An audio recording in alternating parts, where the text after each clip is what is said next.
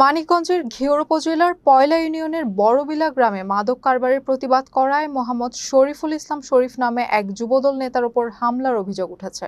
এ ঘটনার পর থেকে পুরো এলাকায় তীব্র উত্তেজনা ও মাদক চক্রের বিরুদ্ধে ব্যাপক জনরোষ সৃষ্টি হয়েছে। স্থানীয়দের অভিযোগ, বড়বিলা গ্রামটি এখন মাদকের অভয়ারণ্যে পরিণত হয়েছে এবং এই চক্রের নেতৃত্বে রয়েছে আব্দুর রহমান অসীম ও তার সহযোগীরা। ইউপি সদস্য মোহাম্মদ আলমগীর হোসেন জানান, অসীম দীর্ঘদিন ধরে এলাকায় প্রকাশ্যে মাদক বিক্রি করে আসছে। প্রতিবাদ করলেই সে প্রাণনাশের হুমকি দেয়। স্থানীয়দের অভিযোগ, অসীম যুবকদের প্রতি মাসে টাকার প্রলোভন দেখে মাদকের কারবারে টানছে। মাদক ব্যবসার প্রতিবাদ করায় শরীফের উপর হামলার পর এখন গ্রাম জুড়ে আতঙ্ক বিরাজ করছে। এদিকে অসীমের বাবা জহুরুদ্দিন ছেলের উপযুক্ত শাস্তি দাবি করেছেন এবং মা জানিয়েছেন ছেলেকে বাড়ি থেকে বের করে দিয়েছেন। এলাকাবাসী দ্রুত আব্দুর রহমান অসীম ও তার সহযোগীদের গ্রেপ্তার করে দৃষ্টান্তমূলক শাস্তির দাবি জানিয়েছেন।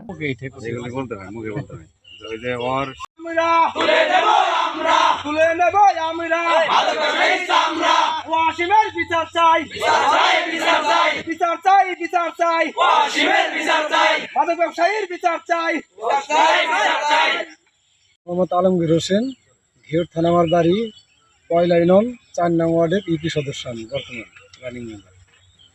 তো আমি আসলে ওই ছেলেটা আমার গ্রামেই, যদি ওর বাড়ি কয়লা ইউনিয়ন আর আমার হয়তো পয়লা ইউনিয়ন। আমরা ওর বিরুদ্ধে এর আগে আমার কাছে অনেক এই মাদক সম্পন্ন জিনিস আছে, এগুলা তথ্য আমার কাছে আছে, কিন্তু আমি শুধু আর প্রমাণের অপেক্ষায় আমি আছি। কিন্তু অনেক আগেই আমাদের যারা আছে ওরা অনেক বুঝাইছে যে তুই এগুলা করিস না, ভালো হয়ে যা, ভালোভাবে চলার চেষ্টা কর। তাও শুনতেছে না। তবে এমনি অনেক বোঝাইছে, অনেক বোঝানো হয়েছে, কিন্তু এখন আর ধৈর্যের যখন ভাত ভেঙে যায় তখন আর ই করা যাবে না। এই বিষয়ে কি আপনি প্রশাসনে কোনো কথা বলেছেন? আসলে প্রশাসনের বিষয়ে আমি এটা জানাই নাই, যদিও কিন্তু জানাই না একটা কারণ, প্রমাণ ছাড়া তো আমি কোনো কিছু প্রশাসনে বলতে পারি না। আমি চাইছি যে ওর সাথে প্রমাণ সহ আমি প্রশাসনের সাথে করে ওর আমি একটা ব্যবস্থা করবো আর কি, এরকম চিন্তা ভাবনা আমার আছে আর কি। জিন্না কাকার দিক নির্দেশনায় ঘিওর উপজেলা মেহেদী হাসান শীতল ভাই এই মাদকের বিরুদ্ধে উনি আমাদের সাথে আগেও ছিল, এখনো আছে। উনার সাহসেই আজকে আমরা এই মাদকের বিরুদ্ধে দাঁড়াতে পেরেছি। আপনারা তাদের জন্য দোয়া করবেন এবং আমরা যেন সকলেই এই মাদকের বিরুদ্ধে সর্বসময় সবসময় যেন প্রতিবাদ স্বরূপ আচরণ করতে পারি, সেটা জন্য দোয়া করবেন সবাই। আসসালামু আলাইকুম। আমার বুলার হুমকি দেয় বলে, রবিন তুমি বাড়ি আইসো, তোমার 40,000 টাকা বেতন দিব, আমি টাকা দিব, তোমার চাকরি পাবো না। তাহলে এইভাবে করে কি আমার ছেলেরে কি করে ব্যবসা বলতে আমার বুলা কইছে ভাঙতো তার গাল খুঁজে একটা চাপ না আমার এই কথা আর জীবনও করবে। 40,000 টাকা আমার 40 পয়সা অনেক আমার এই কথা বলছে। আমার অনেক হুমকি দিচ্ছে, ও বলছে যে তোর বাড়িতে 50 পিস বাবা দিয়ে তোকে ধরাই দিব। কে বললো এই কথা?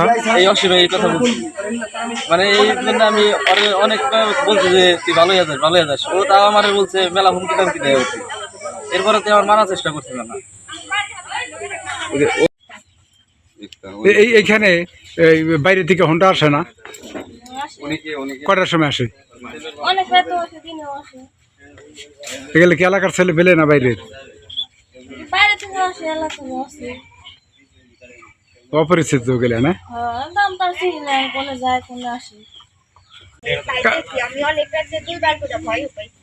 কাকো বাড়ির সামনে আসে? কি নাম?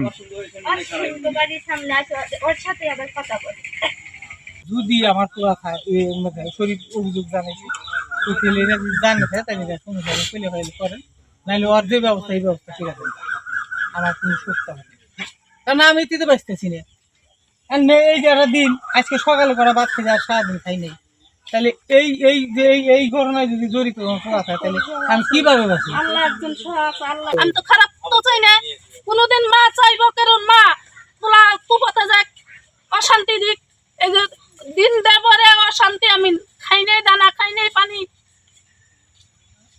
কোনো মা কব ও কুপতে যায় আমার পোলা ও মানুষ